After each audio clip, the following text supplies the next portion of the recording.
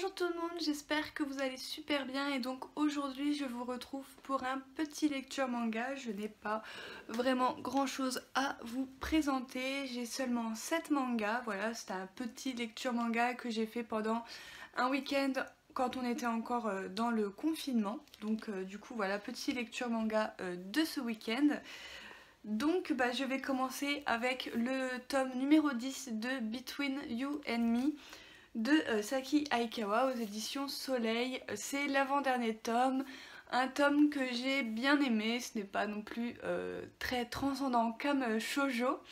Donc on suit toujours, je sais plus comment elle s'appelle, on suit toujours Shizuku, voilà, qui vient de se faire larguer par son petit ami la semaine dernière. Donc là on se retrouve une semaine après, donc voilà, elle est encore désespérée au fond du gouffre, etc. On a aussi Kaede qui lui de son côté se pose pas mal de questions.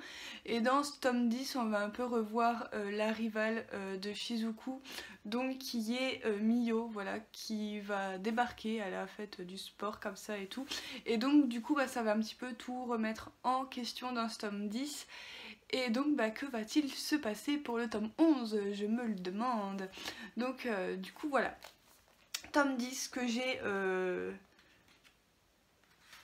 j'ai bien aimé, voilà, c'est Shoujo de Saki Aikawa. Donc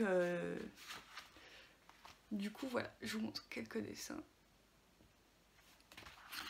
Mais donc du coup voilà pour celui-ci, j'ai pas grand chose à vous en dire, je voudrais pas vous spoiler non plus. Nous sommes déjà au tome 10 sur 11, donc ce serait un petit peu dommage que je vous spoile un truc avant la fin du dernier tome. J'ai lu le tome numéro 3 de Mon colloque d'enfer de Keiko Iwashita aux éditions Pika.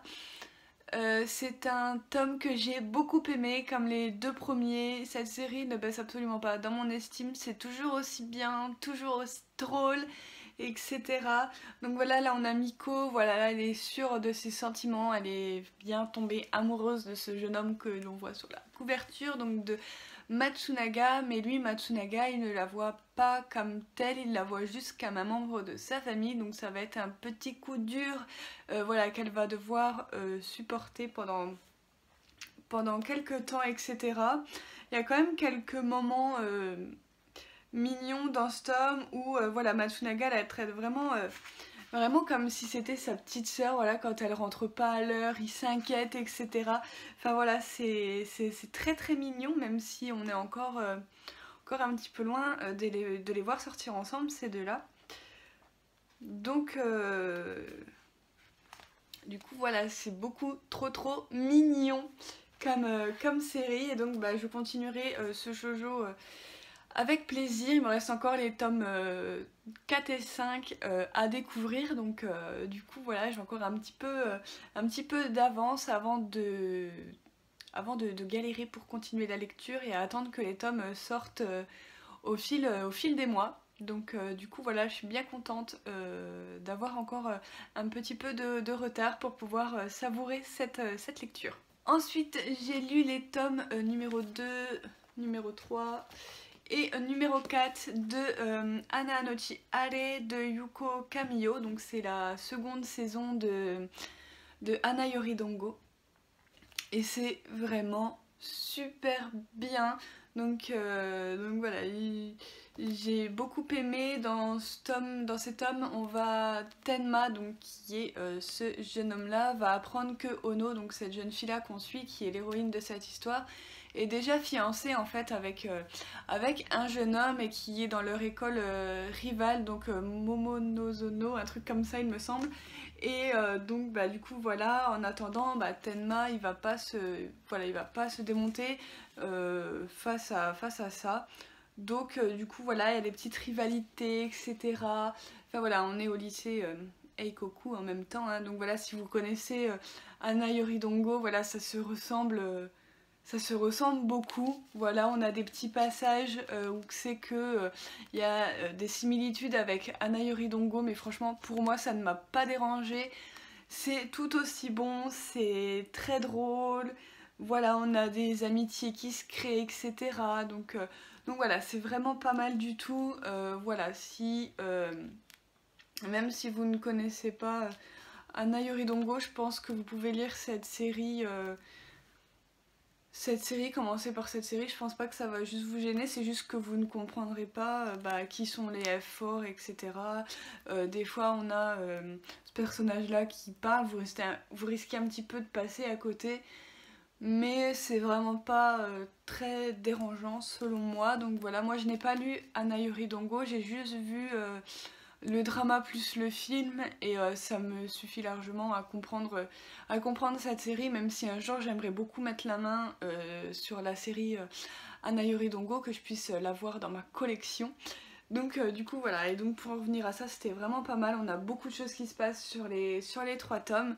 Donc du coup voilà, pareil, j'ai trop hâte de pouvoir rattraper mon retard et d'avancer dans cette lecture, car c'est vraiment génial. Donc voilà, donc il est classé par contre dans la catégorie shoujo de Glénat, mais il faut savoir qu'au Japon il est publié dans un magazine de shonen, donc c'est plus un shonen qu'un shoujo.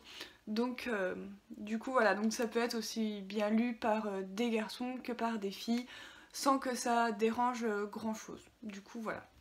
Ensuite on sort un petit peu des shoujo et donc j'ai lu Je veux manger ton pancréas, le 2e et dernier tome. L'œuvre originale de Yoru Sumino et les dessins de Idumi Kirihara aux éditions Pika. C'est le dernier tome, comme je viens de le dire. Et quel dernier tome, mon dieu, c'était juste une bombe. Je trouve qu'il est encore meilleur que le premier tome. Donc on a toujours voilà, la relation entre nos deux protagonistes. Voilà, qui s'intensifie un petit peu, je dirais. Voilà, c'est beaucoup trop mignon de les voir ensemble, etc. Et vers la fin du tome, genre vous avez la The Révélation, je ne m'attendais absolument pas à ça. Voilà, m'a laissé un petit peu sur les fesses. Je vous dirai pas qu'est-ce que c'est ni rien du tout, je vous laisserai le découvrir avec ce tome 2 ou alors avec le film si vous ne l'avez toujours pas vu comme moi. Mais du coup, voilà, donc c'est une fin assez tristounette vu qu'on sait déjà voilà, que un des deux personnages va mourir, on le sait dès le premier tome puisque ça commence comme ça. Donc du coup, voilà, on pensait savoir comment et en fait, la mangaka a décidé que non en fait. Non, ça n'allait pas être comme ça que ça va se passer. Et je m'y attendais pas du tout, donc du coup ce tome 2 voilà, a été vraiment, vraiment excellent. Déjà le premier tome je l'avais beaucoup aimé, mais alors le tome 2 je l'ai encore plus aimé que le premier tome. Donc ça c'est assurément une série que j'aurais envie de me relire. En plus elle est que en 2 tomes, donc je vais la conserver dans ma mangatech parce que elle était vraiment géniale. Donc du coup voilà, j'ai beaucoup aimé. Donc du coup voilà, petite série en 2 tomes que je vous conseille. Voilà, je n'ai pas été déçue par la fin ni quoi que ce soit. Petite série, voilà, qui ne vous ruinera pas si vous avez envie de découvrir un excellent titre. Et ensuite j'ai lu le second tome de Record of Grand Crest War, l'œuvre originale de Ryo Mizuno, les dessins de Makoto Yotsuba, le character design de Miu, c'est aux éditions Pika. J'ai beaucoup aimé ce tome 2. Donc voilà, on suit toujours nos personnages, il va y avoir de nouveaux ennemis qui vont arriver. Voilà, ça va engendrer du combat, etc.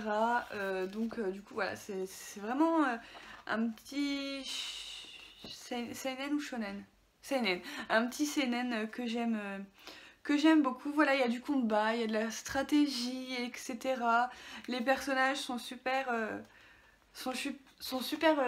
charismatiques, donc du coup voilà, il va y avoir des alliances dans ce tome, etc. Voilà, je vous en dis pas plus, mais sachez que ça a été une très très bonne lecture, encore une fois. Voilà, il me reste encore le tome 3 à lire que je n'ai toujours pas lu. J'ai hâte de savoir, de savoir la suite. En attendant, voilà, si vous aimez un petit peu les histoires comme ça, voilà, avec un petit côté historique, un petit côté combat, etc. Voilà, c'est un seinen que je vous recommande si vous aimez bien ça. Voilà, je vous montre le petit perso qu'il y a derrière, il est trop classe. Donc du coup, voilà, par contre, ça se lit assez vite parce que vous avez souvent des petites pages comme ça où c'est qu'il n'y a aucun texte, donc ça se lit plutôt vite, mais c'est pas si dérangeant que ça. Donc du coup voilà. Du coup voilà tout le monde, j'ai fini pour cette petite vidéo lecture manga. J'espère que ça vous a plu, n'hésitez pas à me dire ça dans les commentaires, n'hésitez pas à vous abonner, ça me ferait super plaisir. N'hésitez pas également à mettre un petit j'aime à cette vidéo et à partager si le cœur vous en dit. Et moi je vous retrouve très bientôt pour une prochaine vidéo. Bye!